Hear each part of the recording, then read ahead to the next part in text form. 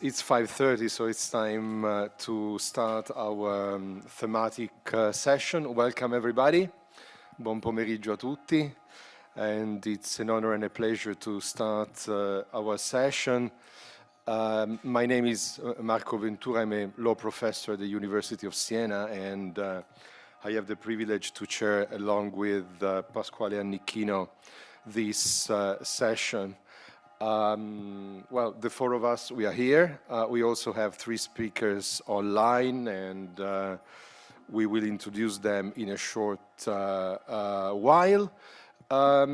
We have organized a schedule which is meant to keep our dialogue and conversation as lively as possible, with very short interventions from each of us.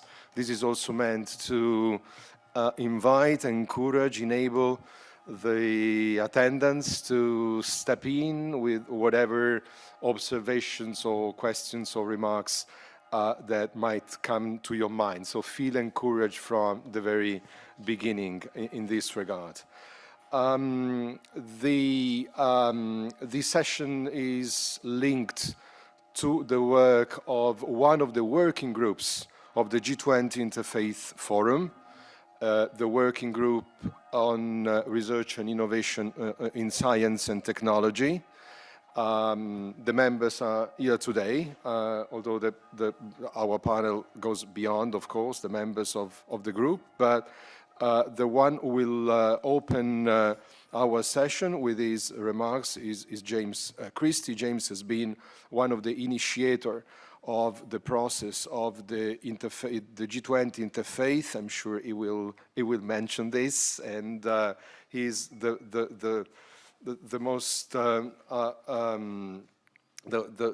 better placed person to actually start. James is also a member of the advisory board of the G20 Interfaith. James, you have the floor for your initial remarks. Vi grazie, professore Ventura. Benvenuto tutti mondi, I cari amici, and as Dr. Ventura has said, it is my distinct pleasure and privilege to be able to officially welcome you to this hybrid session of the Interfaith 20 meetings in Bologna, convened through the good offices of FSCIRE, which is coordinating this particular conversation today. I speak to you this morning, or this evening, or this afternoon, or during the night, wherever you may be, from Ottawa, the capital city of Canada, and have but a couple of observations to make as we begin. The first is that there are so many people who are implicated in pulling together this particular event, this conversation, inclusive conversation globally on artificial intelligence, that it would be impossible for me to name them within the brief time restraints that I have. So I will simply use that old and trusted diplomatic phrase, all courtesies are observed, and trust that that will suffice for the moment. I would, of course, be remiss if I did not mention specific thanks to my three colleagues, Dr. Ventura, Dr. Marijan, and Dr. Geraci, however, whose tireless work over the last year has made that which we will present to you today possible. Having said that, I would call to your mind that in 1961, 6 decades ago, then Prime Minister Jawaharlal Nehru opened what was Ceylon Academy of Science by observing that the time has passed for politics and religion. The time has come for science and spirituality.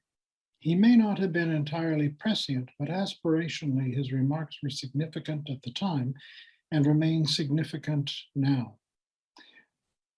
Half a century later, nearly, the eminent American physicist, British American physicist, Freeman Dyson, observed in the Jerusalem Harvard lectures that two voices speak to the future of humanity. One is the voice of science, the other is the voice of religion. And in this particular conversation today, we wish to ensure that those two voices engage, representing what Jay Gould has famously observed are two discrete and non-overlapping magisteria.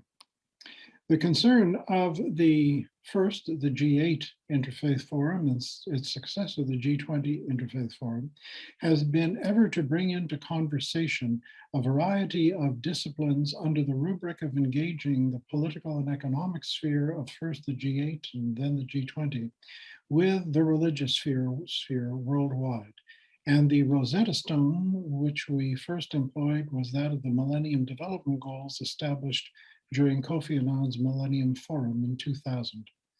That Rosetta Stone has been somewhat expanded now to include the full 17 Sustainable Development Goals, including the one, of course, on science and technology, innovation, and infrastructure. And this is the work, the harvest of the work of this particular group and conversation during the better part of the last year. In the conversation, one thing has been confirmed to us time and time again within the working group and within the broader context of the Interfaith, G20 Interfaith Forum. And that is that science and religion have one overarching question that we hold in common. And that overarching question is, what does it mean to be human? And the implications of artificial intelligence, both for the magisterium of science and the magisterium of religion, are, we believe, self-evident and worthy of exploration. We thank you for being with us today as we engage precisely in that exploration, the culmination of nearly a year and a half's work and engagement, and yet still only the very beginning of where we anticipate going. We trust and hope that you will enjoy this particular panel, that you will engage in it as fully as the media where you are or in person may permit. And we look forward to further engagement with you over many years to come as evolution in our respective disciplines continues to unfold. All the very best. And thank you again for being with us. Back to Thank you. Thank you, James. Thank you very much for these opening remarks. I hope the sound is fine in the room, down to the far end. You can hear well? Good. We're ready to start with a short presentation of the panelists by Pasquale and Annichino, and then a first very quick round from four of us about their position on the topic. Pasquale and Annichino, you have the floor. Thank you. Okay, I hope you can hear me well. Thank you very much. Good afternoon, everybody. I was introduced already by Professor Ventura. I have to say that I'm very interested in this topic, being a low religion scholar, but with a deep interest in technology and AI. And in fact, one of the classes that I will teach this year is on ethics and regulation of AI. So, because I think that, as James said before, we are all looking forward to the answer, what does it mean to be human today, with the approach and the role that AI is playing in our society, and this is why I look forward to hear from our distinguished speaker today. So, Professor Ventura, you know him, Professor of Law and Religion, University of Siena, and the Director of the Center for Religious Studies at FPK. We have already heard from James Christie, which is the Ambassador at Large of the Canadian Multifaith Federation, and then we will have other speakers. So, in the order they are listed, Professor Robert Geraci, which is Professor of Religious Studies at Manhattan College in New York City. Robert is online and we will hear from him. Branka Marijan, Senior Researcher at the project Ploughshares, and Branka is also online. Then we have present here in the room Alessio Pecorario, which is the Coordinator of the Security Task Force of the Vatican COVID-19 Commission. And then we have Susanna Trotta, which is a researcher at FPK and research advisor at the Joint Learning Initiative on Faith and Local Communities. And so without further ado, I'm very happy to give and to kick off the first round of intervention of 3 minutes each for the speakers. We start from Professor Geraci. Robert, you have the floor. Thank you very much. I trust that I will come through okay, despite having foolishly left at home headphones and microphone and anything that might have been useful toward this purpose. My work is at the intersection of religion, science, and technology, and often with regard to AI, I am particularly interested in the narratives about AI. And I think that we all need to be at least aware of, if not interested in, narratives about AI, because some of those narratives which happen at this intersection of with religion, there are secular narratives, there are explicitly religious narratives. For example, how would we use a robot in a religious service or something? And then there are implicitly religious kinds of narratives where people talk, for example, about the future of humanity, uploading their minds into robots and that sort of thing. So I am particularly interested in how those narratives intersect with one another and how it is that we might engage with them. Religious communities, of course, recognize the significance of narratives, whether in text, in tradition, or community action. Narratives frame our religious worlds. They're absolutely vital to the way in which we see and understand ourselves. So the narratives about AI, they very much matter. We very frequently see narratives of disaster, that is Terminator scenarios, the machines that take over the world, or they decide to kill all of the people, and these scenarios are deliberate or accidental, and it hardly matters because either way human beings lose. And then we see narratives that promise salvation, where AI will solve all of the problems that human beings face, from energy development to climate change. And it's one thing that I think is funny about these narratives is that we share in common our concerns about disaster, but our paradises have a tendency to compete with one another across those secular and explicitly religious and implicitly religious groups. So maybe that says something about how to talk with one another, that we must talk together to what we want to avoid, rather than trying to force upon one another something we see as the plan for the future. So I suggest that we familiarize ourselves with one another's stories, find ways of thinking about how AI fits into them, and turn to our shared resources in ways that will allow us to build a global narrative for AI in our religious context. Thank you. Many thanks, Robert. I will go back to what you said before when I will have time for comments, because you raised a very interesting point. But now it's my duty to give the floor to Branka Marijan for the second intervention. Branka, you have the floor. Thank you so much, everyone. It would be so nice to be there in person with you, and we hope that that will become possible at some point soon. So like Robert, I'm really interested in sort of the narratives that emerge around artificial intelligence, but I'm particularly focused on military and security applications. And subsequently, I will speak about the weaponization of AI and some of our findings.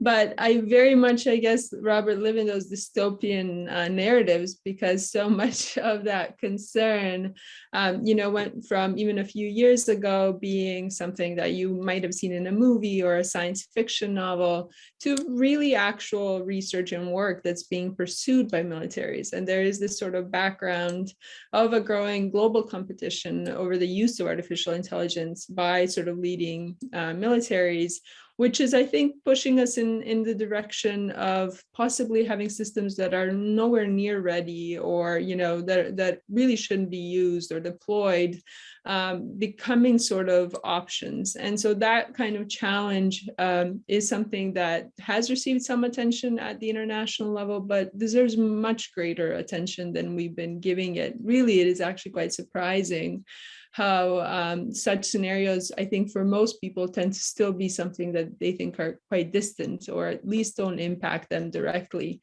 And what has really come across this discussion that we've had is that sort of weaponization of artificial intelligence in various ways impacts all of us, and of course international stability, and those kinds of concerns have been discussed at the United Nations, and are something that we would like to see sort of responses to. So in the kind of advocacy work that I do and the research that I've done, what has become really clear is this need for a multi-level, multi-governance approach. A single treaty or a single way, a single code of conduct won't sort of address the numerous issues that exist.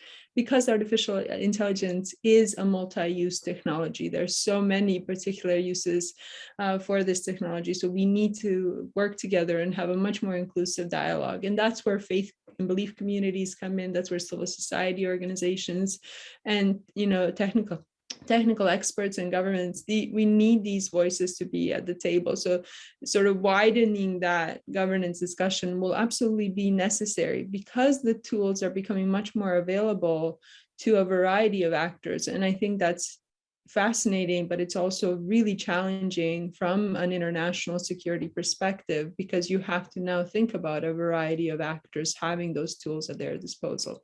So I'll leave it there because I'll come back to the weaponization of AI just to say I appreciate this dialogue, and I think it's really a part of governance response that we are seeing that we need. Thank you. Many thanks, Branka, also for keeping the time. So now we hear from one of the voices that we want at the table to discuss this, and I'm very happy to give the floor to Alessio Pecorario. Thank you. Thank you so much. I think to start with that, the title of this panel is very pertinent, especially when it defines technology as a revolution. Technology is so pervasive, radical, and incessant that it's assuming almost the features of a new divinity, which is separated from us and almost controls us. In a sort of paradox, if we only think that science was supposed to be a tool that to improve the life of the humans in their daily and social life. But technology is a true revolution from both angles that we are normally used to conceive revolution. First of all, is a new ordering on the spirit, and that is why we discuss today not only with scientists and experts, but also with religions, traditions, and political decision makers.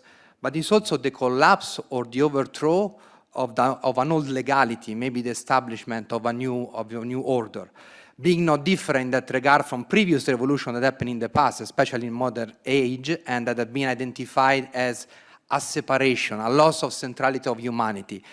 To be more clear, for example, very easily with Copernicus, we find out that humans, as the Earth and the humans with it, are not any longer the center of the universe. With Charles Darwin, we find out that human beings are not any longer the center of the species, but just a species like the others in a broader process of evolution. With Karl Marx, we know that humans as individuals don't make history, so are not the center of history anymore, but make history through social clashes. And finally, with Sigmund Freud, is even worse because we are even divided into ourselves, having the unconscious part predominant and the rationality just the tip of the iceberg. So my question is, will technology be the last and definitive stage of this process? Will we be dominated by algorithms and become victim of a technological fate? Pope Francis' response to that is very deep. He speaks of technocratic paradigm, and he said that technology is not neutral since it affects any dimension of power, justice, responsibility, and peace. For that, we need ethics. For that, we need religious. In the time allowed, I will be very honored to explain what we do at the Vatican in that regard. Thank you. Many thanks for this intervention. So let's conclude the first round of intervention with Susanna Trotta. Susanna, you have the floor. Thank you, and I'm glad to join this conversation today. Thanks for having me. And I'd like to contribute a few thoughts about how what we know about partnerships with religious actors in wider development work might be interesting with respect to our conversation on AI, on new technologies, and on faith and interfaith dialogue and action. So partnerships, as we know, are important for the Sustainable Development Goals. SDG 17 specifically focuses on them. And in the last decade or so, religious actors have increasingly been acknowledged by the UN and other stakeholders as key partners. From the 2009 United Nations Population Fund's guidelines for engaging faith-based organizations, to the Interagency Task Force on Religion and Sustainable Development, and there's now a plethora of organizations which specifically focus on partnerships with religious actors for sustainable development, PARD, the JLI, etc. And there's a growing body of academic literature on religion and development. Maybe Catherine Marshall is the most well-known name, Barbara Bonpani, etc. But why is this relevant to AI? Well, as we know, AI already has, or has the potential to have, an impact on all SDGs, as well as on shaping the post-2030 agenda. And Vinuesa et al., they have explored ways to assess this positive and negative impacts, and they suggested that there's a need to better understand the challenges, risks, and opportunity posed by AI, and then to regulate the use of these technologies to achieve what they call sustainable AI. And they also state that this must be a participatory process. And so in terms of religious actors, what does this process, what should this process look like? What do these partnerships look like? And maybe I'll have time to say a few more words on this later, but my key points are the following. So there's a lot to learn from the literature and experiences on religious engagement in development work.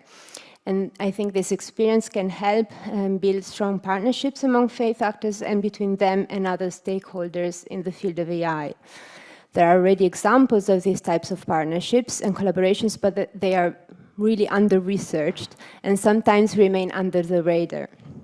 And then lastly, in thinking of partnerships among and with religious actors in AI, I think it's key to consider their diversity and the very different ways in which they, religious actors, as well as other stakeholders, might understand AI and the challenges and opportunities it presents, and why they might be interested or reluctant to engage with it based on what their priorities are.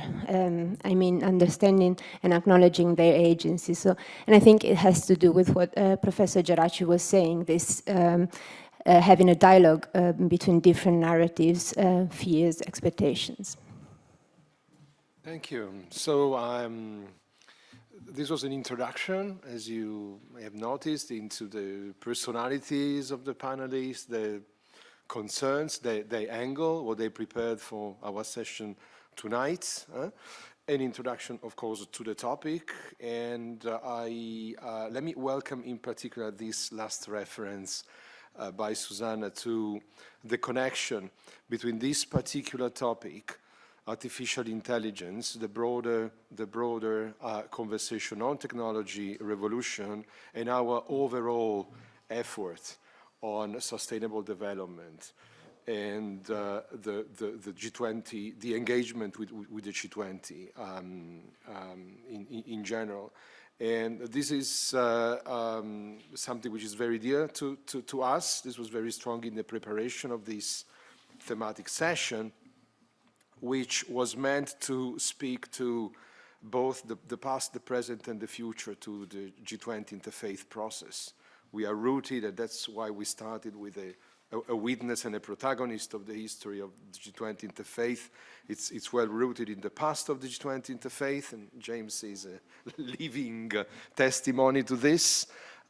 We are in the present of this very conference, and we heard in multiple discussions already, and very powerfully this morning, for those who were there, from the Green Patriarch, about this importance and challenge of technology, and of course the future. So this is how we conceived this panel, and this is where now we will go more in detail with the second round from our 4 speakers, which will enable each of them to go more in detail and to take a different pace, a more relaxed pace, in the account for individual trajectories of research and engagement in the topic. So to introduce the next round, Susanna Trotta will talk about lessons for our theme from religion and development. This was already announced. Then Robert Geraci will come second, and he will speak about decision-making and public policy at the intersection of religion and AI. Third, Branka. Branka will speak of weaponization of artificial intelligence. And last but not the least, Alessio will talk about the interfaith technology and the need for a new humanism. This will be, again, as I mentioned, a slightly more relaxed time for each of them, 7 to 8 minutes, still short, as you may notice, for the sake of keeping a certain rhythm. We are at the end of the day. We had a very, very intense day already, so this is meant to help our attention. But, as I mentioned in the beginning, it's also meant to trigger some reaction from the audience, and we will leave enough time for that. So, Susanna, back to you. Lessons from religion and development for our theme, Interfaith Dialogue on Artificial Intelligence and the Technology Revolution. You have the floor. Thank you. So I'll provide a bit more detailed insights into how the experience of partnerships in development work with faith actors can help us better understand and shape collaborations in AI. And I'll start from Catherine Marshall's recent piece, which I've mentioned her before, but in it she lists the advantages of partnering with religious actors, and she says they enjoy trust in their communities, they deliver services, health services, education, they provide social safety nets, they communicate, most importantly for us, through traditional but also through social media. They wield financial and political power, they can mobilize different types of resources. But in the same piece she also says it is useful, and I quote, to bear in mind that religion can be also part of the problem as well as part of the solution, end of quote. So it is true that partnerships with and among religious actors can indeed present significant challenges. Asa Karam also spoke about that, and she said in 2016, she wrote that it would be useful to avoid overemphasizing religious leaders and religious leadership in partnering with religious actors. I add, and I'm not quoting Asa Karam here, that it would be also helpful to avoid only focusing on elder and on male leaders, but rather engage female leaders and younger leaders, lay leaders. She also, Asa Karam says, we shouldn't over-moralize foreign policy development and partnership agendas, and we should also avoid assuming that working with religious organizations will lead to them changing to be more like us. And the last one is a quote. And also several scholars have pointed out that there is a need to avoid instrumental engagements. And they mean partnerships that are aimed at using religious actors' resources to pursue the SDGs without fully acknowledging their agency, their diversity, their context, and their complexities. And now I will try to provide some examples of current existing religious actors' collaborative engagements in the field of AI and technological innovation. And I'll try to link them with these reflections on religion's engagement in the wider sustainable development framework by asking some questions, because this is a very open field, I think. We're at the beginning of understanding these issues. Now there's evidence that religious actors are forming interfaith partnerships and collaborations with other stakeholders to raise awareness and to influence policymakers on some key ethical issues around AI. For instance, the use of autonomous weapons, and Branka, Marijan, I'm sure we'll talk more about that, around the right to privacy, etc. And the Rome Call for Ethics, I think, is perhaps the most well-known example. Some religious actors also took part in consultations with the EU on AI regulation, on the white paper. Religious actors are also partnering with businesses, not only to develop AI-based products and systems that are used in religious practice to find better ways to preserve their cultural and scriptural heritage, but also to provide solutions to local and global challenges. And today, I think at the same time as this event, A symposium on how to use digital communication for social justice is taking place, organized by the World Council of Churches, the World Association for Christian Communication, and Bread for the World, other partners. And one of this session is called How to Improve the Dialogue Between Faith Communities, Civil Society Networks, and Big Tech Companies. So there's something is going on here, no? In a similar vein, some religious actors are experimenting with innovative tools in humanitarian work. FinChurch Aid is exploring the possibility of using blockchain technology for cash distribution in the Kakuma camp in Kenya, the refugee camp, and has co-organized coding classes for refugees in Greece, in collaboration with other NGOs.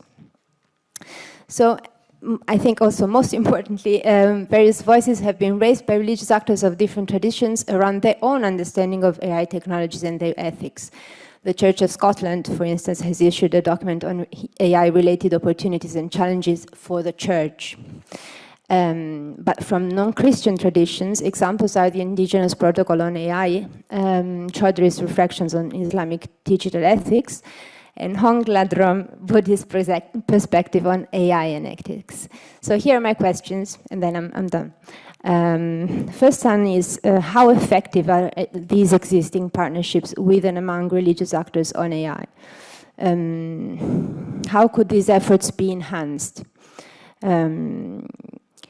Second one is, what would meaningful non-instrumental partnerships with and among religious actors in the field of AI look like? What is hindering them, if anything? And the third one is, what is there to avoid in analyzing, considering, or fostering partnerships with religious actors in the AI sector? What shouldn't we be doing? Many thanks for listening, and I look forward to the rest of our conversation. Many thanks, Susanna. I think that I have 1 minute for one remark. Yeah, sure. Yes, okay, it's okay. They can, I think that you made a wonderful intervention. And if we have the possibility, I would like to go deeper on the meaning that you attribute to partnership. I mean, what does partnership mean? Because partnership, you can have a partnership when you have two people at the two parts of the table which have the same weight and they agree to do work together. In the context of AI, is this the scenario we have? I'm asking, is this the scenario we have? Because, I mean, some scholars argue that religious groups are more reactive than proactive because they feel threatened. They see a new emerging, we can call humanism, with then maybe we don't like that humanism, or maybe that religious group don't like the new emerging humanism and they want to try to intervene on that. But is that a partnership or is something else? And then at the same time, religious groups also can claim that they are threatened in their values by the rise of the AI. Think about, for instance, how the development of the EU border control is evolving with the huge use of AI to block and track migrants. I would suspect that many religious groups are not happy about that. So is that a partnership or is something else? Or, of course, you mentioned the consultation on the AI regulation and so on. These all, I always say, also in a regulatory context, that you have to distinguish between normative and regulatory context, and there are two different things. Because I include in the normative the ethical part that we have seen, and we have also to look at the two together on how they evolve. The current European, but I would say global, normative and regulatory ecosystem is very frizzy, I would say, with a lot of regulation and normative options coming from all over. And I wonder where does the partnership fit and where we see something else. And this is, I think, a good connection with what we will hear now on public policy at the intersection of religion and AI. And Professor Robert Geraci, you have the floor. Thank you very much. Thank you very much, Pasquale, and thank you to everyone in the room. I trust there are people in the room. We can't actually see from here, so hopefully you're there, and so far pleased to be where you are. Because I am my standpoint is a scholar of religion, I want to start with a little bit of theory from the study of religion. And this isn't hard theory, this is basic theory, that in the study of religion, we discriminate between insider perspectives and outsider perspectives. That is, you're either part of a tradition that you are investigating, or you're outside that tradition, and there are always pros and cons to both. Neither one is better than the other necessarily. An insider asks different questions about a tradition than an outsider, but also sees different things. But the positioning of inside and outside, of drawing boundaries and borders, is one that as scholars we might apply to a kind of methodological standpoint, but which as human beings, as members of culture, we see all around us all the time. And in particular, while scholars might attempt to balance their inside-outside perspectives as best they can, we see in a political sense that human beings have a fairly terrible history of behavior toward our fellow human beings, disparaging even their essential humanness. This is long-standing history that we might look as insiders to one community and say those outsiders aren't even human, right? And this produces a compulsion toward control and cruelty. And that these two attitudes, which are among the problematic aspects of our own humanity, are things that play in to the way in which we're going to think about AI, the way in which we're going to employ AI, right? That if religion and culture both have a kind of colonial history that says this is a mechanism for controlling other human beings, they don't always have to be that. And I wish to be hopeful. I want to remind everyone of our almost universally shared ethical injunction to welcome outsiders, to transform strangers into guests. That transformation is in us. And I think the G20 Interfaith aspires to fix some of the tragedies of the past in the sense of understanding that others can be our guests and our friends and are part of our human family.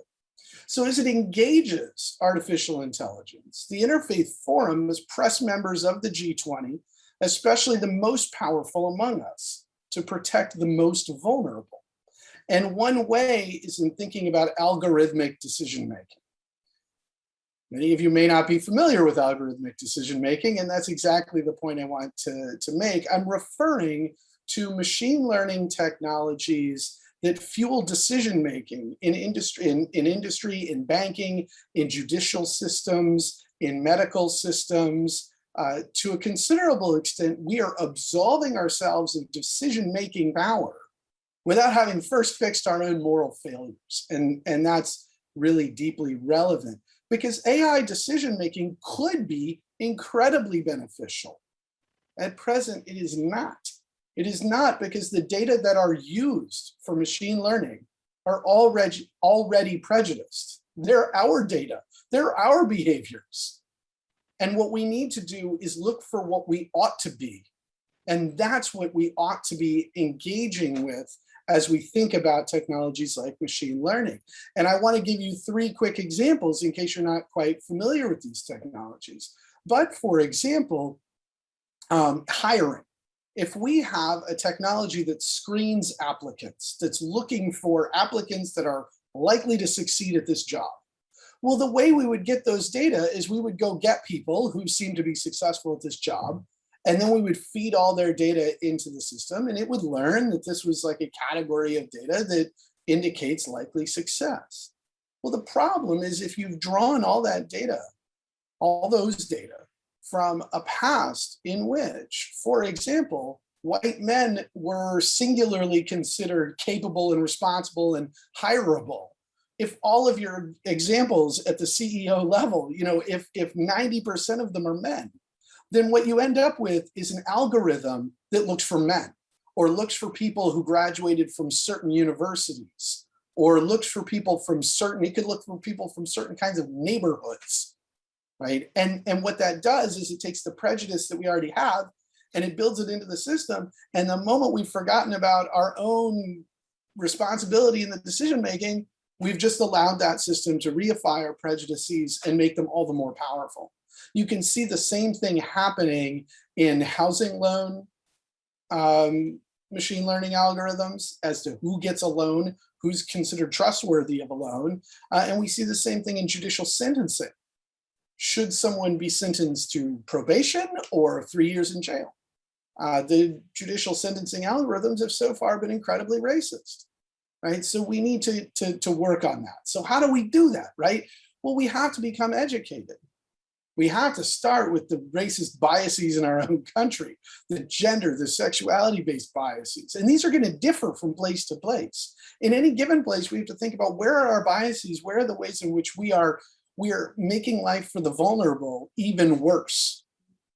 Then how do we, because only then can we think about what we're going to fix. But we have to think about how algorithms can be used in decision-making. What are the domains where they're appropriate? And how do we build them in a way that makes both the algorithm accountable and the human beings accountable? And we have to educate ourselves about bias in the algorithms, that we will not make wise decisions if the machine learning is already biased. If the data that comes to us are wrong, then we won't do anything productive. So on the religious side, we have real motivation, right? We have to take that goal of how we welcome strangers, how we turn strangers into guests, how we turn others into something like insiders, right? We have to work toward that. One aspect of that is we're going to have to accept a kind of public reasoning. My argument for something has to be reasonable to you, regardless of what your position is. If it's just reasonable to me, then we fight over it, right? It has to be reasonable to you. We don't always get everything we want, especially if it's uniquely relevant. And on the policy side, we have to institute anti-bias auditing. This needs to be mandated for every government activity in which machine learning is relevant, and also in industries where government regulation, here in America, people say bad things about government regulation, but it's part of the process. Government regulation has to be involved. We, as Branka said earlier, the governments have to get involved in these conversations and have to say that certain things are going to be allowable kinds of algorithm decision-making and other kinds are not going to be allowable. And I think religious communities can help generate these kinds of policy decisions, these kinds of policy positions. We've seen religious communities all across the world help direct governments toward particular kinds of outcomes. And in this day and age, one thing we need are for religious communities to say, okay, we're going to take some of our shared values that make sense to all of us, and we're going to make sure those are the values that we're going to press for our governments to get involved. We're going to mobilize around our shared pursuit of justice, our shared desire to protect those on the margins. Because I'm not aware of any religious community that has a broad moral injunction that says people on the margins deserve to be there. That's not a thing, right? The better side of our humanity is there in our religious organizations also. And so what we really need to see, and the G20 Interfaith can be involved both in terms of its religious communities internally and in religious communities as they engage with their government policymakers, is to think about how do we make these shared goals ones that are policy mandated goals, right? That are regulated goals. Thank you very much. Thank you, Robert. Thank you. Let me take the opportunity to add to what you said under this policy perspective.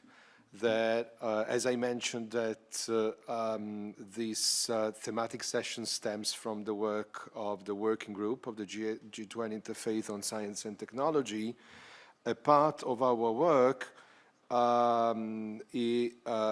will be available during the G20 Interfaith. I'm not sure about under which form, but we will become available soon as a set of policy recommendations, in fact, a true policy brief, where some of the claims by Robert and the calls, the true call by Robert can be identified with some and more precisions and some textual development. So, well, you're very free to already be in touch with me if you're interested in the text, but the text of the policy brief will be then made available on the G20 Interfaith website. And thank you very much, Robert, again, for contributing this crucial angle. I mean, taking the responsibility to go there. This morning, as Akaram mentioned, accountability and holding everybody accountable. And we want this thematic session to actually be fully on that line. And I'm sure that Branka now is going to follow precisely on these steps. Branka, you have the floor to develop further your initial points about weaponization of artificial intelligence. Thank you, Marco. And I'm going to build up on Robert's points as well about, the fact that there is a sense of even inevitability about some of these technologies, right? If you look at the news, if you look at recent statistics on the use of some of these AI systems, you might be left with a sense that there really isn't much that can be done, or the sense that the regulation is lagging behind the technological development so much that that sense of will it constantly play catch up, will it catch up, are certain concerns that I think are fair. But I think we need to be, in a sense, understanding the role the governments have to play. And this is why in that policy brief that you will hopefully see soon, we really stress the fact, because that's what experts told us, that it is ultimately governments who have that capability. But as Robert was explaining, the way in which that governance and policy process happens does include a wider array of actors who do have a stake very much in this conversation. When you think about weaponization of artificial intelligence, here you could think of a number of things. So I'm going to kind of narrow it down a bit and focus on three maybe more specific things. One is the use of artificial intelligence in weapon systems directly in platforms, that is the incorporation of these algorithmic, essentially decision-making models or other sorting models or analysis models. And the second is the potential for some of this AI to be used maliciously against particular individuals or communities, including ethnic and religious communities, and that could really have an impact on international stability.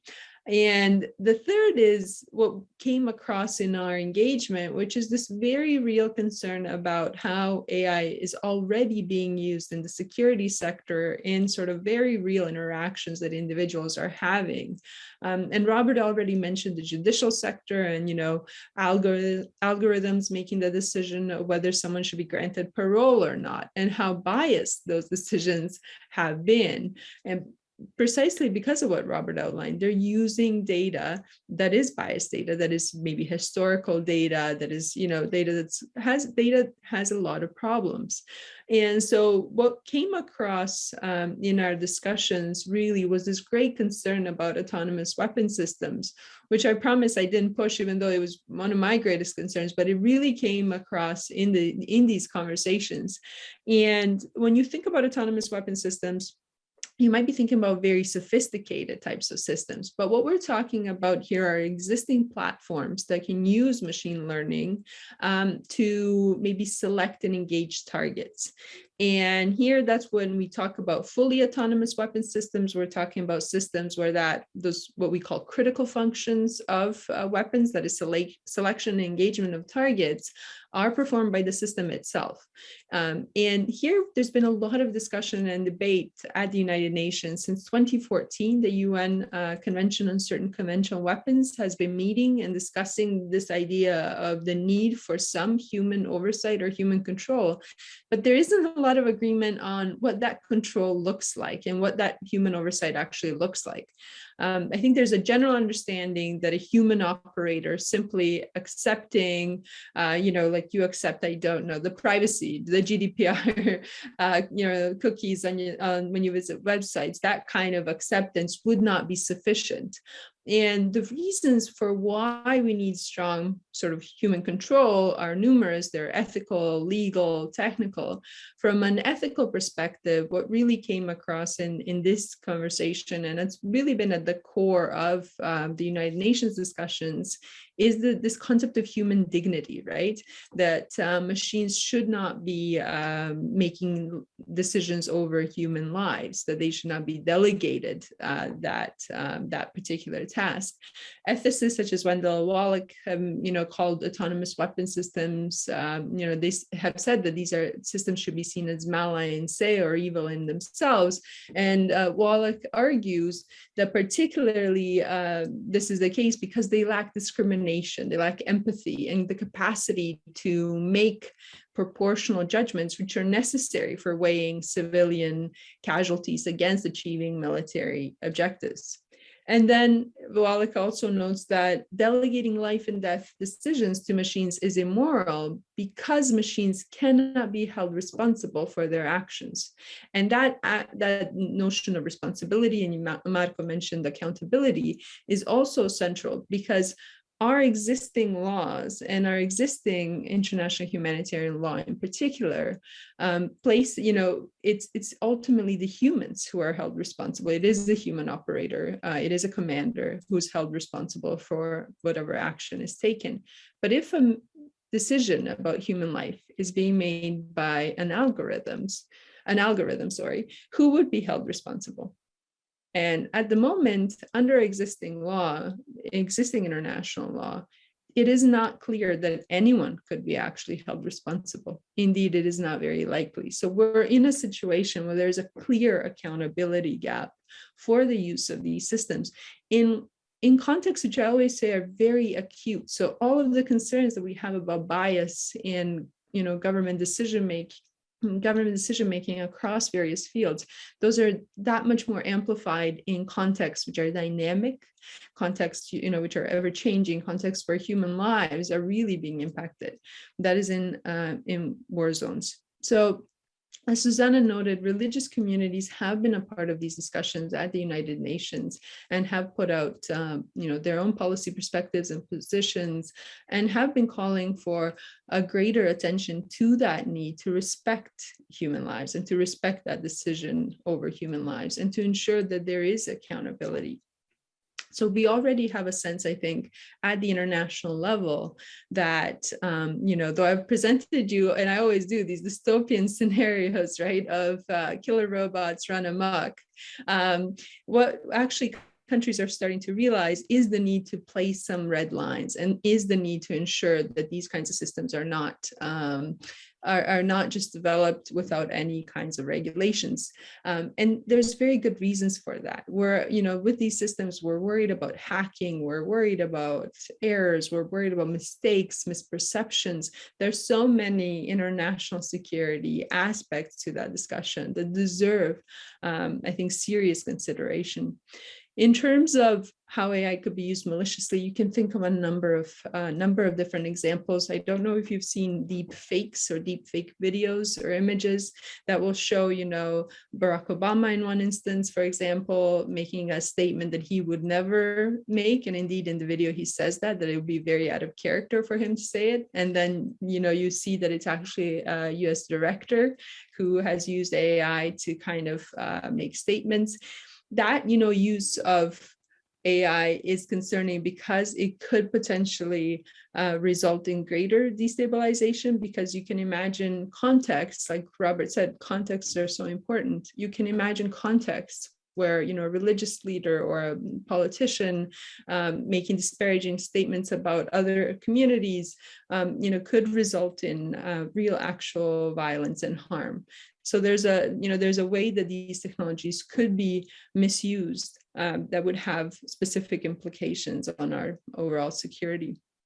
And I know I don't want to take up too much of the time, but I just want to stress the the concern that came across in all of our discussions about surveillance and surveillance technologies. And in our policy brief, we note, for example, that in 2019, at least 75 countries were using AI technologies for surveillance purposes. And indeed, with the global pandemic, those numbers have risen. And these surveillance tools can both be helpful, but can also cause great harm and are of great concern to individuals and experts that we consulted. And the use of AI in surveillance technologies in particular has brought forward the need to consider specific responses to technologies such as facial recognition technologies, which are being considered in the European Union, in the United States, and other places. And these regulatory responses, really have to focus on the fact that these technologies tend to impact already disadvantaged communities and result in sort of greater inequalities. So I don't want to leave you with sort of all concern and no possible action. So some of what we've recognized and realized and heard from experts as well is this need for these multi-level governance frameworks, as I said. So at the international level, what's very clear about defense and security uses is that we need specific red lines and specific prohibitions so that we do not end up in scenarios where systems that are not ready for deployment, systems that can cause great harm, are used. We need national policies, and we heard from Robert, and we need human rights protections to ensure that individuals are protected. We also need codes of conduct. We need the technical experts in the technical community to be very thoughtful about the technologies that they're developing, because these are multi-use technologies that could be really maliciously used, and we need some more thought given to that. And then finally, the role of faith and religious-based communities, the role of civil society organizations and the wider community is so central, because a lot of these concerns ended up on the agenda of the United Nations precisely because of that push from these communities and individual experts who raised that concern. So the fact that we even started talking about autonomous weapons at the international level really was because of this push that came from civil society advocacy. So I would urge you to think about the kind of responses that are needed in a much more holistic and multi-layered way, because this kind of technology requires that kind of response. So I will end it there, and I know I have so much more to say about this, but hopefully there will be some questions as well. Thank you. Many thanks, Branka. And actually, I would have a lot to say also to comment on all the points that you have raised. I just want to say one thing as a lawyer. Roman law has taught us and has taught Western civilization that we would divide the law between public and private law, okay? And our systems of international law over the years have operated in that fashion. I mean, it was quite clear what was state apparatus, what were private companies, and so on. Probably it's not the case anymore. In the context of AI, and running algorithm and big tech companies, are Facebook and Google private or public? If you consider the access that certain state authorities have to it, and this not only concerns the United States but can concern also China. Are certain big tech Chinese companies public or private? Do they operate for private business or do they operate for the Chinese state? Just to be on the balance and put on the balance two completely different states which often disagree. This makes much more complex the way we approach it, because if we use the epistemic notions that we think that the public has to regulate the private, my impression is that we will not end up in having a very good solution if we resonate with our old schemes. So before we decide what we have to do, we probably have to decide who has to do it, which makes things much more complex, if you want, because then technology and evolution continue to develop, because as was also stressed, was also underlined by Roberts, we don't only have AI. We have machine learning technologies. Think about a field like digital health, for instance. I mean, you don't understand digital health if you don't conceive the role that machine learning has in that context, that's for good. This is technology for good. That's not a technology for weaponization, but we don't understand what will happen if we, for instance, don't refer to quantum computing and the role that this will have maybe in weaponization of AI and so on. So we are going forward to look for a very complex conversation over the next few years, and I think that we can conclude with a sui generis public actor, in a way, with Alessio Pecorario, that maybe will give us some food for thoughts. You have the floor. Thank you so much.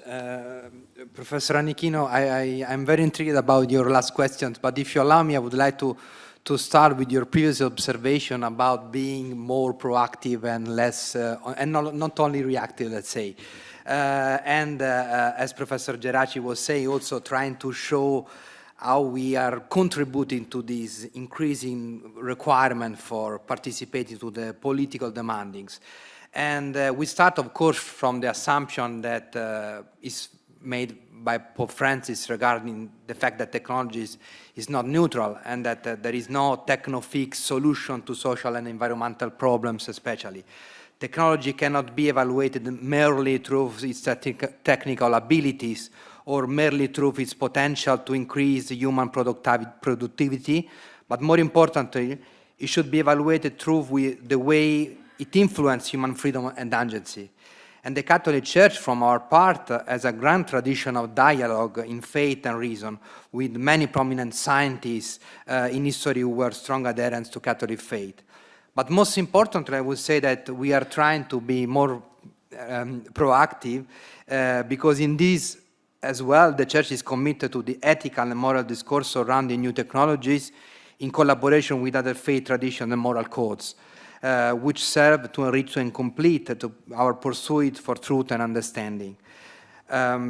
This is crucial since it can be said that at least conceptually religions have a double advantage over the modern nation. First of all, they exist way before modern nations were created. And religions will probably continue to exist regardless of any political setting. And this can help to address prevailing short-term approach in economics and politics. And secondly, regarding space, of course, they are spread through many nations. And this, again, very helpful if we only think that contemporary problems like climate change and nuclear disarmament or migration transcend national borders as well. So what do we do more in concrete at the Holy See level, and lastly with the creation of this Vatican COVID-19 Commission to which I belong? We can say that the Commission is an intergovernmental institution that aims at analyze the interconnected and unprecedented crisis exacerbated by the pandemic, to propose and make actions to regenerate our troubled world in a proper synodal way, meaning by working together not only with the many Vatican departments, but also with the most prominent representatives from international organizations, civil society, and private sector. Most of all, the Commission has prioritized, as I was saying, ecumenical and interreligious dialogue in its pursuit of promoting the common good in the digital age. We are there to listen and connect the best science and the best theology, possibly, and to inspire political leaders in order to restore primarily a proper multilateral system by being creative, concrete, and professional. And in that way, contribute, for example, to the UN system, as the previous interlocutor, Branka Marijan, was saying regarding the UN. We are focusing a lot, for example, on the UN working groups regarding cybersecurity. Within the broader framework of the Vatican COVID-19 Commission, the Security Task Force, which I coordinate, has a dedicated working group on new technologies for peace and integral human development. This group holds that the pandemic crisis has many facets, but central to it are structural inequities and the need to reimagine and create a new understanding of security that prioritizes the person over the state. On that, we offer the concept of integral security, which means that security is not made of new weapons, of modernization of nuclear arsenals, or in aggressive military rhetoric. Is made mainly of what we call our priorities: food for all, jobs for all, access to public health for all the ingredients of the human dignity. And regarding the grand picture that is at stake when it comes to technology, I was mentioning the issue of the technological revolution.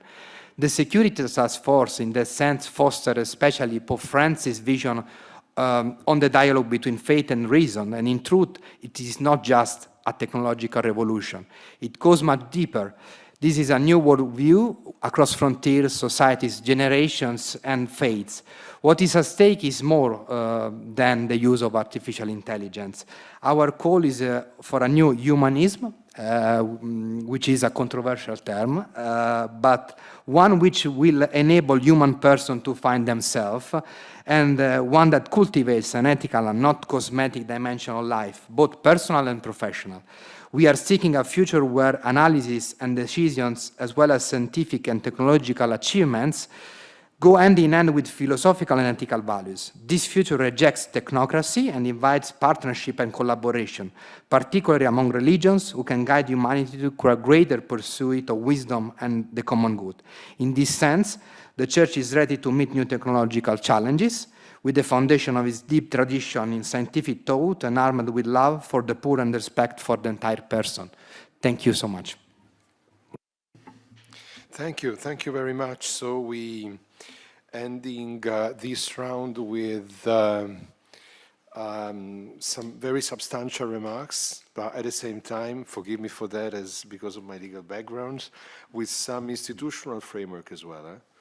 And this plasticity of religious organizations and institutions, which is a very important ingredient in our conversation as a response, precisely, to this very flexible new world. If there's someone and some organization which has fundamental resources to address this reshuffling and going the established borders, public and private, profit, non-profit, well, that's precisely religious organization. So this is going to be a very crucial test for them also in this respect, as this aspect of institutional organizational mobilization is crucial for the G20 interfaith and the engagement of religious actors with the new multilateral conversation on the destiny of mankind. Thank you very much, all of you, for being within the time, staying within the time limits, despite your passion and knowledge. This enables, well, first of all of you to have a very final round. But first of all, let me ask if someone in the audience would like to ask questions or utter remarks, or we have a microphone in the room. Please, you just introduce yourself, sure, so that we can have your name for the record. Thanks very much. My name is Patrick Renault. I'm the Belgian ambassador to the Holy See. And up till 1 year ago, I was ambassador in charge of IT and cyber in my country. I would like to come back to what you very eloquently and very rightly said about military aspect of that. You're perfectly right in saying that within the United Nations, there is a debate over there. Also within the NATO, we have a debate about that, about who is going to take the final decision to yes or no, are we going to kill this person, to be very clear. And we cannot have an agreement, nor within the United Nations. And of course, we all have an idea of where the most stringent opposition to that comes from. But indeed, within the NATO, it's not. We don't have a general agreement on that one. Many reasons on that one, but I mean, the vast majority of the European countries are indeed for a human final decision. Some say that in a case of a real war, that one should have to take something like 12 or 15 decisions per second. So I mean, it's not humanly feasible, because we're talking about what we call, I mean, the new idea is not to go to very elaborate weapons, but having some kind of literally hundreds of thousands of drones with IT, learning from each other everything they will do, And that would be indestructible, because it's impossible to stop 50,000 drones that just descend upon you. So, I mean, technically speaking, but most importantly, and that's my question, the general idea in the, between brackets, Western world is debatable. I mean, and majority is saying we have to have a human decision. It's not the case to everyone. And I would like to know if you have any idea about other religions on this point, in particular, the Orthodox religion. You see what which country I'm talking about, and other religions as well. So, I mean, within the religions and the major religions in the world, is there some kind of general approach that would be similar and that could be defended together? Because otherwise, it's going to be more than difficult. Thank you, and sorry for being so. Thank you. Thank you very much for your question. Well, Branka, you probably the ideal person to respond, but everybody is invited to step in if you feel like you want to continue the conversation. Yeah, Branka, maybe? Sure. Well, thank you so much for that question. I think what's really interesting here is that we've seen a number of countries that have actually agreed upon this idea of some human oversight, involvement, engagement. And I think what Robert was saying, that what we found in our sort of discussions and expert agreements is that indeed a lot of these religions do share this notion of human dignity, or some sort of sanctity, or or this sort of protection of the human soul, and this idea of how decisions over human lives are to be taken very seriously, and should not be taken by machines. I think that is cross-cutting across the different religions. So I don't think that there will be a position from the religious sides of these discussions. I think what you are going to find is that it is more techno-optimism or perceptions about, responding to security issues, asymmetries in warfare, that's pushing more that use of these kinds of systems. And you talk about, drone swarms and responding to drone swarms. I think that kind of swarming technology is very real, and that these kinds of developments are going to prompt a much needed conversation. One thing that gets overlooked, I think, at the United Nations is that you will have countries like China agree to certain prohibitions on certain uses, which I think is perhaps surprising, and we're not sometimes sure how genuine that kind of commitment is. But if you look at that, I think it provides some opening or some room to sort of start building these dialogues. And I fully recognize how challenging some of this will be, even amongst, like you mentioned, NATO, partners and allies. But I think that we're heading in the direction with the speed of warfare, that kind of decision will have to, I think, come sooner or later on where different countries stand. So I think there's a lot of opportunity. I think from the civil society and religious communities, we're certainly seeing a lot of push for that sort of level of human control. Certainly when humans are being targeted, I think that's where I think we're going to see a lot of agreement when it's humans being targeted. And then I think it'll be a separate conversation about different objects. Hope that answers the question. That it's a bit weird being in the room and not in the room. Yeah, Robert, go ahead. Yeah, I had something. Yes, Robert. Okay, thank you. Two things. One, I think there's one thing that we will have to accept is that in order, for example, to pass the nuclear non-proliferation treaty, that meant nations that had more power had to find ways to share in order to encourage other people not to develop nuclear weapons. And in the world of AI and robotics, that might be part of the conversation and might need to be part of the conversation. But more to the point, I think what the speaker's question goes directly to this issue of efficiency, that if you can create, whether it's drones or other automated weapon systems that can target and kill more efficiently, that's a win, right? Like that's what you're pursuing, is this more efficient military enterprise. And I do think one of the roles, and that has nothing to do with what religion anyone is in any country, anywhere in America, or in the world, I'm sorry. Like anywhere in the world, people are thinking about how do we create efficiency with our technologies, right? And I think one of the things that religious groups ought to be pushing back on is that as a central goal. The whole idea that we should be maximally efficient in everything is actually usually just leads to deferred cost to somewhere else, right? Look at how 20th century, late 20th century industrial capitalism deferred all the costs of its environmental catastrophe to the 21st century and called that efficient economic practice, right? And it's not actually efficient, nor would it be efficient to have massive military asymmetries that lead to some nations being able to kill everyone at the drop of a hat. That's not actually efficient. It's only efficient from a very blinded perspective. And what religious groups could contribute to that conversation is by saying, hold on, let's look at what our value system is.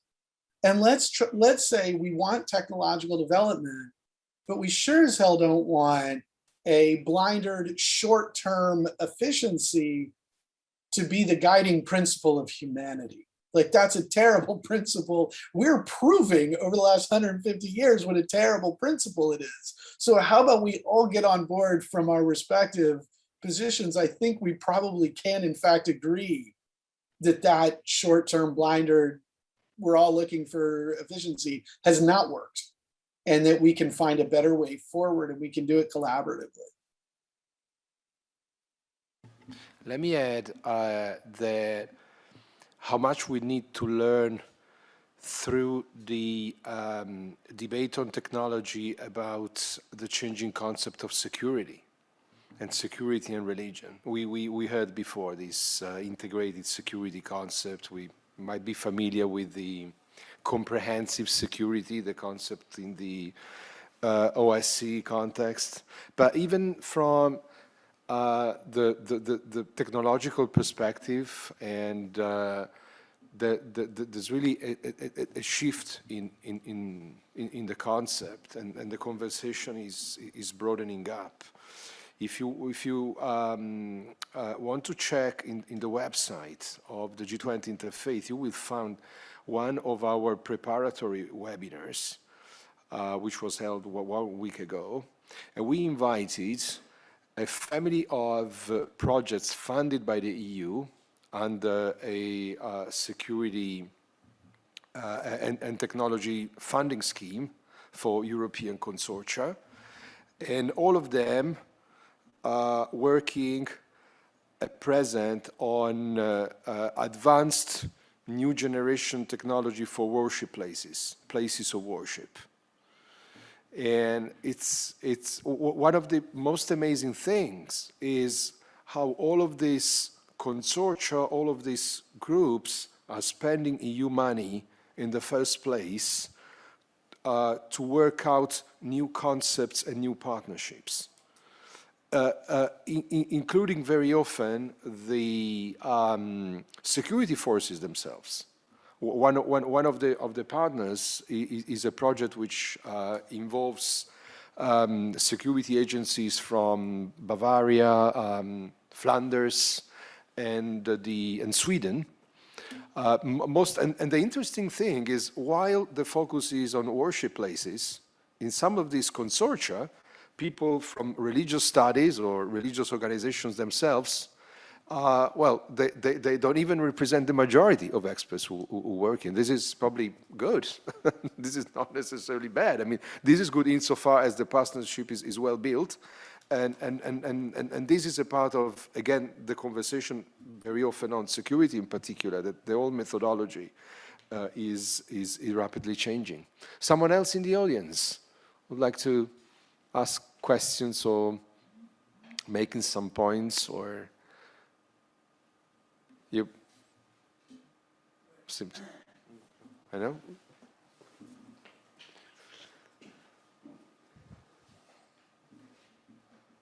What input has there been for...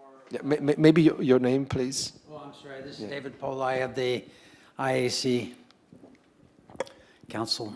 And I'm asking the question about what data is there about what different religions are doing with technology right now?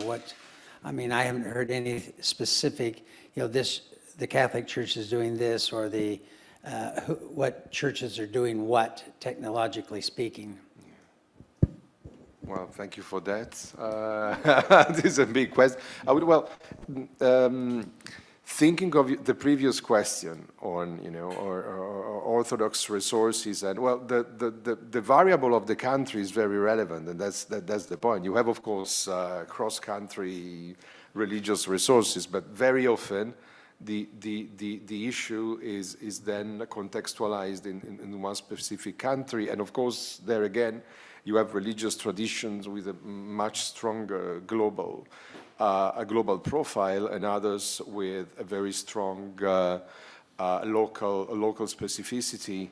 And I think that methodologically, your question would need to be asked in this framework, because it's not necessarily there's not necessarily one question fits all, especially when it comes to but even in global religious communities like the Catholic Church, you might have local episcopates more active and stressing different aspects. And the German Church has been very active in that regard, and not so much in other contexts. So methodologically, that should be very much contextualized in terms of a response. We published at Fondazione Bruno Kessler a report on the response of European religious actors to the consultation promoted by the EU Commission on the white paper on artificial intelligence.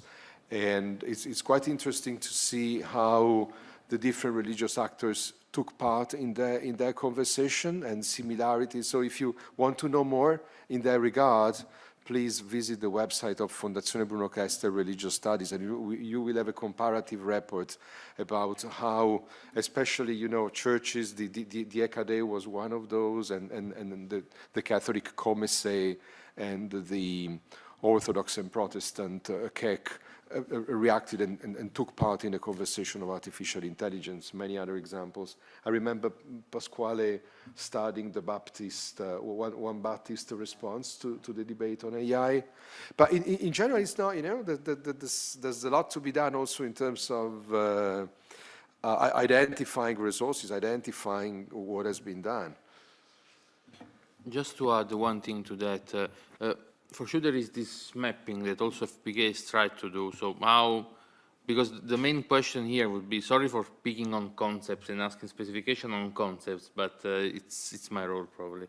We would agree, we would need to agree on what religion means and who is a religious actor, because this is one side of the picture. The other side of the picture, which I have seen over the past few years, I read a book on the changing anthropology of Silicon Valley and how that affects the development of technology. Now, if you read that, you would not classify those things as under the religion label that we have used for centuries, basically. But there is a silver line of developing a religion there. At FBK, we call it the religion of innovation, or a new religion, so a new humanism. Call it whatever you want. So there is basically an understanding of human nature vis-a-vis technology, which is totally reshifting and redesigning the approach of how humans relate to technology. And that is also part of the equation, I think, that big anthropological change. If I may, yes, I know that speaking in general of religions can be very vague, but still I would like to insist on the potentiality by evoking another treaty. Professor Geraci was mentioning the Non-Proliferation Treaty. Well, we know that the Holy See has supported very strongly in collaboration with other faith and other big and important treaty, the Treaty of the Prohibition of Nuclear Weapons, which is very controversial and especially because, as we all know, has been approved and it came into force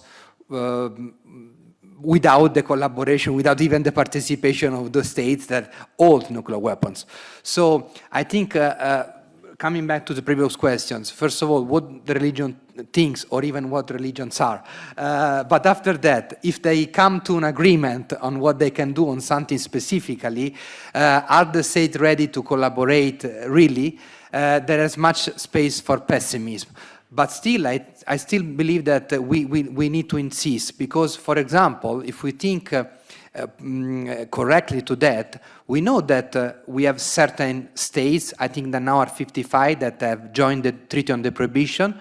It's a huge number. We don't have the ones that possess nuclear weapons, but inside the public opinion of the states, the pressure is mounting.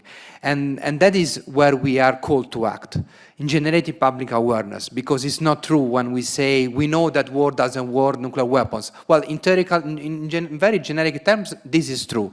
But we need to reach real people. We need really to come and conquer maybe one by one on the importance of integral peace, of integral development, and integral security. Thank you. Yeah, I'll just say a few words. Pasquale mentioned or asked me before what I meant by partnerships, and you're right, it's a very broad, very general term, but it's used like that in the literature and in policy documents, grey literature. You find partnerships meaning collaborations of all sorts. But anyway, going back to how partnerships meaning collaborations between faith actors or religious actors. There's also that debate, is it faith, is it religion? It's a very, very difficult question, but going back to how coalitions can be made among religious actors or between religious actors and other stakeholders, NGOs, other actors, businesses that might have similar interests or motivations. And you made the example of the EU border. So the EU says, oh, civil society, tell us what you think about ethics and AI, or religious actors, we're interested, we're in consultations with you. But then what they do at the border is something completely different, no? So, and that's when holding the institutions into account comes in, I think. So how do religious actors react to such contradictions, and how do they build partnerships, or do they collaborate or build alliances with other actors to tackle or expose those contradictions? And then, yeah, just one very brief thing. Yes, this is a reactive side of religious engagement, but the proactive side is there. I think it's really less visible and maybe also somehow smaller in size or in visibility, but it is there. Some examples in humanitarian actions I've given before, but there are other tiny examples that come up. But there's a lot of mapping to do, a lot of mapping and looking out for. Thank you. Yeah, thank you. Thank you very much. 7 p.m. fast approaching. We have agreed beforehand that the concluding remarks belong to Robert. That's your burden, responsibility. Robert, please help us find some conclusions. I'm not sure we agreed on that so much as that's just what the piece of paper said, and so that's where we find ourselves. You know, it is an honor to speak to the community today, to share the venue with my colleagues near and far. I do want to thank real quickly everyone participating today, Marco and Branka and Pasquale and Susanna and Alessio and Jim. And of course, all the experts in AI, robotics, and the study of science and technology who met with us over the past few months and our audience. I think what we are seeing is that we do understand that there are shared goals to promote human well-being that bring us together in our consideration of AI. We do have questions about what the role of religion might be in there. What are religious groups doing? This is an important kind of question, right? It goes back to the way in which people are being trained to think both as leaders within religious traditions and as lay people within religious traditions.